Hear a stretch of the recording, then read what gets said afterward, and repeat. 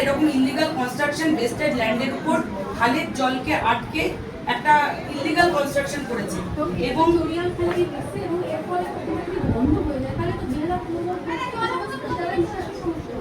জল নিকাশির সমস্যা যেমন হবে তারই সাথে সাথে এই যে আগামী মানে আসছে বর্ষা আসছে, বর্ষাকালেও ভীষণভাবে মানুষ এটার বিপদের সম্মুখীন হবে। তো কাজেই এই যে পার্টি অফিসটা করছে এটা টোটালি ইলিগাল কনস্ট্রাকশন এবং এটার সম্পর্কে মন্ডল প্রেসিডেন্টকে কোনো রকমভাবে অবহিত করা হয়নি।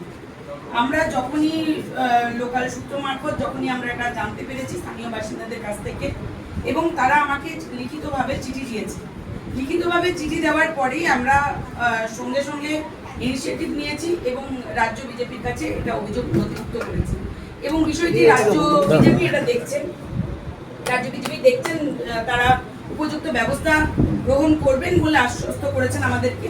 এবং আমরা এই খালের যে কনস্ট্রাকশনটা করেছি ইলিগাল কনস্ট্রাকশন, এর সাথে আমাদের বেহালা পূর্ব মণ্ডল চার কোনোভাবে যুক্ত নেই।